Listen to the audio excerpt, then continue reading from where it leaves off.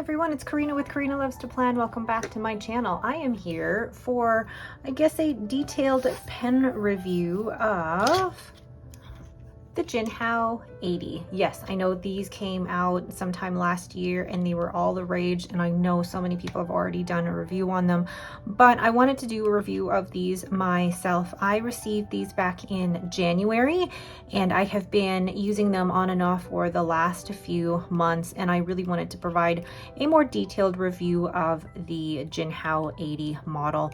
So first and foremost, you are going to see that the Jinhao 80 looks very, very similar to another pen in my collection, the LAMY 2000. So yes, they look pretty much the same as the LAMY 2000. Just from like a high level, it looks very, very similar. You've got the similar clip, you've got the same Bauhaus design. The finial looks similar. Even the bottom finial looks similar with the circle at the bottom. The clip, actually the clip on the Jinhao 80 is pretty good as well, but I mean this one is in the gold detailing versus the silver, but really that is where the similarities stop. This one, the Jinhao 80 versus the LAMY 2000, the LAMY 2000 feels heavier. The Jinhao 80 is much, much lighter. The materials with these two are also very different, and you can tell actually because even the, what is the word that I'm looking for? The feeling of this pen is just, it's a little bit more tactile, whereas this one is almost too smooth, if that makes sense. But even just the way that it feels weight-wise is very, very different. Now, the thing with the LAMY 2000 as well is the LAMY 2000 is a piston filling pen, whereas the Jinhao 80 is a cartridge converter pen. Now, with the LAMY 2000, the LAMY 2000 I know has only come in, I guess, 3 other colors. I think there's the silver aluminum, I know there's a brown, and I know there was a blue one, but other than that it's really very simple in terms of the colors that are provided. The LAMY 2000 has been around for quite a few years, but even since it came out, and even now, it's got a pretty modern design aesthetic to it. Some people find this boring, and it's very, compared to a lot of the pens that are out there in the market right now, it's very unassuming is what I want to say about the design of it. Whereas with the Jinhao 80, these come in a variety of colors, I purchased mine from AliExpress, but you can certainly purchase them from Amazon. I know there's quite a few other places that you can purchase these as well, but they come in a variety of colors. I'm kind of in my cream and brown era at the moment, which is why I chose these 2 colors. So from the outset, they do look very similar, but as soon as you hold them, you can already tell there is a difference.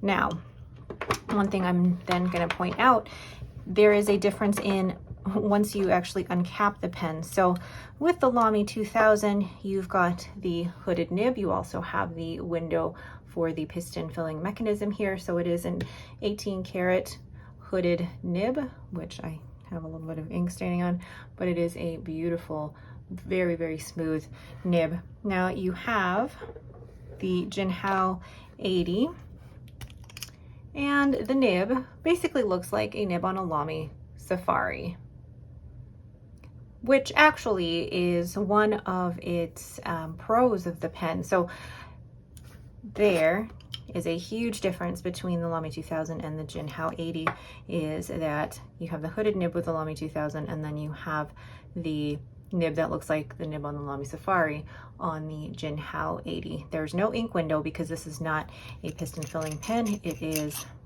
a cartridge converter pen, and I love that the converter is included in here.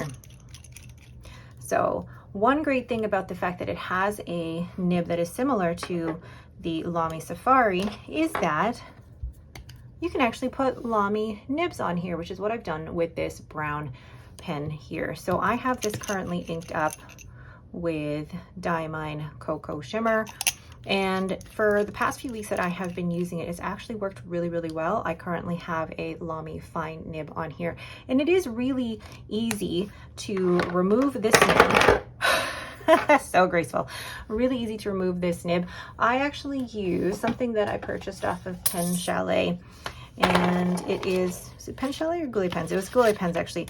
It's the nib grip, and the nib grip you actually place on top of here. If you don't have one, you can actually just use a piece of tape and remove the nib quite simply. Now, if I say quite simply, it's not going to do it while I'm on camera with you, but really you can remove this nib off and then slip the LAMY Safari nib on there.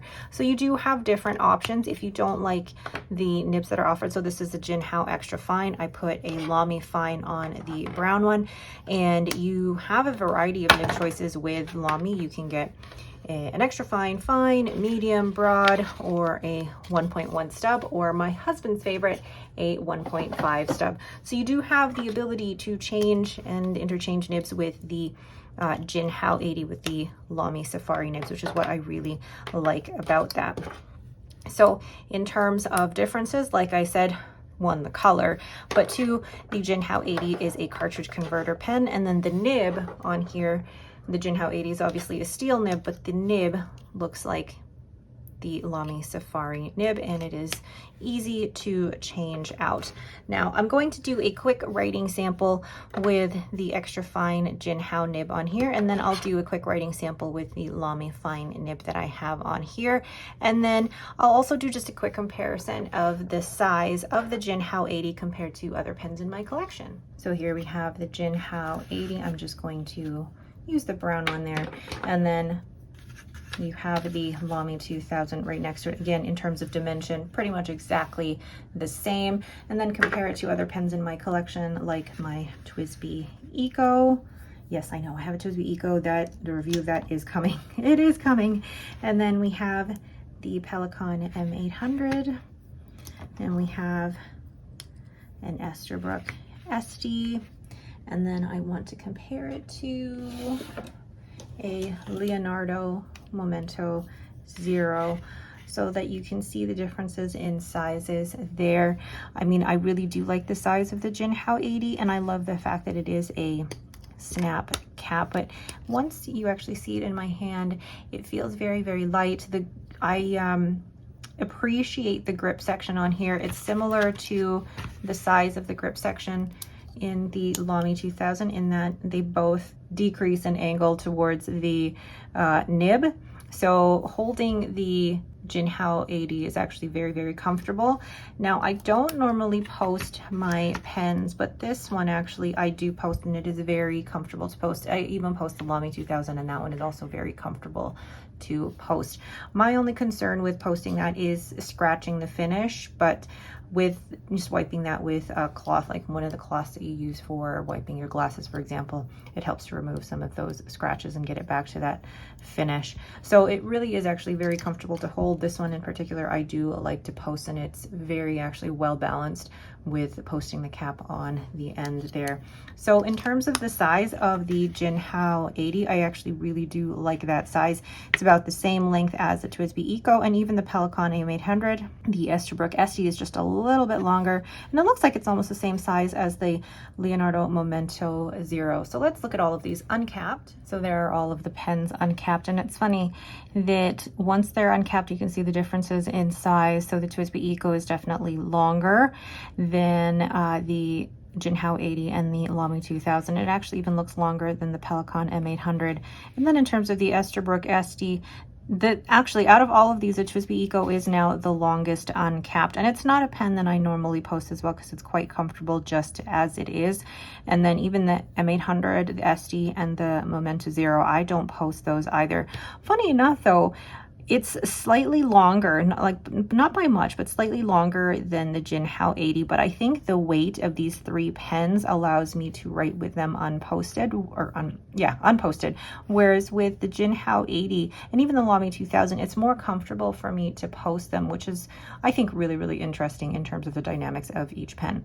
So I'm going to go ahead and do a quick weigh in of this pen, and then I'll do a quick writing sample. So the Jinhao 80 uncapped, and that is with the converter, is 19 grams, and then uncapped if it will stay, is 12 grams. So it's actually a very, very light pen, but I mean, I do post it. So overall in my hand, it is 19 grams and actually very, very comfortable. So let's first do a writing sample with the Jinhao extra fine nib, and I have this dipped in Diamine Cashmere Rose. So this is the, let's zoom in actually. This is the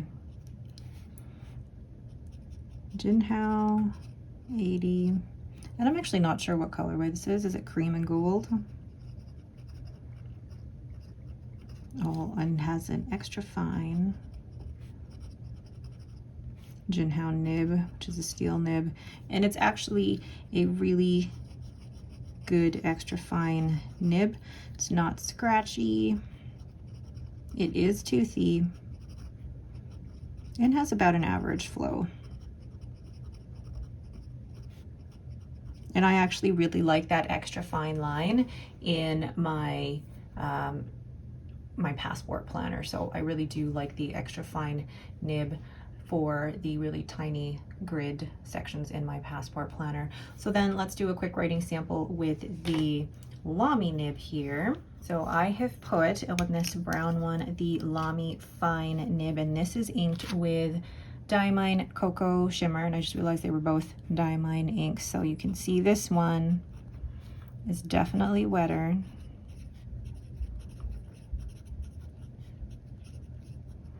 So this has the LAMY fine nib. Now I can also tell that there is no, seal in here to prevent the ink from drying out, and you could really tell that by how saturated this ink is after not having used it for a couple of days. So that's something to be mindful of as well. So this is a very wet nib, and it is smooth, it's not scratchy.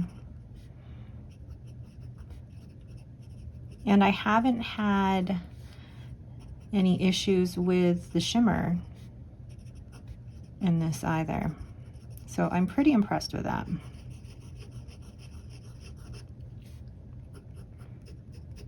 So actually really enjoyed both of these. So we have the cream and gold, and then we have the brown and gold with the LAMY nib. So both have actually been really enjoyable. So my overall thoughts on the Jinhao 80.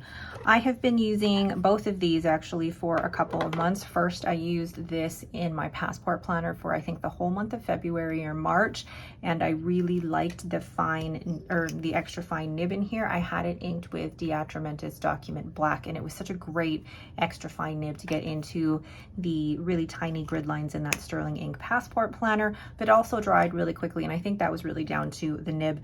And then for the last month or so, I have been using the brown and gold with the LAMY fine nib in here, and again, I really like that experience as well, but I also love the ability and opportunity to be able to change that nib out with the LAMY nibs should I choose to do so. So do I recommend this pen that has been inspired by the LAMY 2000? Absolutely, yes, I do. I love the fact that they come in a whole bunch of different colors. I love that you can put the LAMY nibs in there depending on what you prefer, but also even the Jinhao nibs that have come on here have been really good quality considering that they are a Jinhao nib, and I really liked how fine they were. I think you can get them in a fine or a medium as well, but you would have to check the AliExpress website or even Amazon, but I think you can get these in like groups of 3 for quite a good price as well. So the reason that I decided to try these out and purchase these was because, just like the review that I did for the Jinhao 51A, I wanted something, or I wanted pens that I could basically throw in my purse and not worry too much about. I didn't want to put my LAMY 2000, for example, in my purse and worry about that getting scratched up. But also, and I know a lot of people in the fountain pen hobby can relate to this, if you have somebody who is not familiar with fountain pens ask you, may I borrow your pen? You do not want to be handing them your Pelikan M800 and a really expensive pen like that. So I wanted to be able to have these in my bag for those instances where somebody wanted to borrow a pen. This could be great for penabling as well. But really, if you wanted to start with a less expensive pen. I wouldn't say this is a starter pen necessarily. I want to say this is more of a inexpensive pen. I don't want to class this as a starter pen because there's a lot of us who have started in this hobby in different places. So this is a good, inexpensive pen. I love the colors. I love the way it writes. I love that it comes with a converter. It did take a little time to ship from AliExpress, but overall, I don't really have too many negative things to say about it. Yes, there are going to be people who say, yeah, it's a dupe of a LAMY 2000, but really the overall look of it looks like a LAMY 2000 and inspired by the LAMY 2000, but the nib itself is not. So it really is not an exact copy of a LAMY 2000. It's been inspired by. And if these Jinhaos, these inspirations allow people to access fountain pens at a lower price point, then that's fantastic, and I'm all for that. All right, but that is it for me. Thank you guys so much for watching this very chatty review of the Jinhao 80. Have you tried this pen, and would you be interested in trying it? I do have a link in the description below for a link to the Amazon, where you can find this on Amazon.com as well. All right, thank you all so much for watching. If you like this video, don't forget to hit that like button and to subscribe. Thanks again, and have yourselves a great day.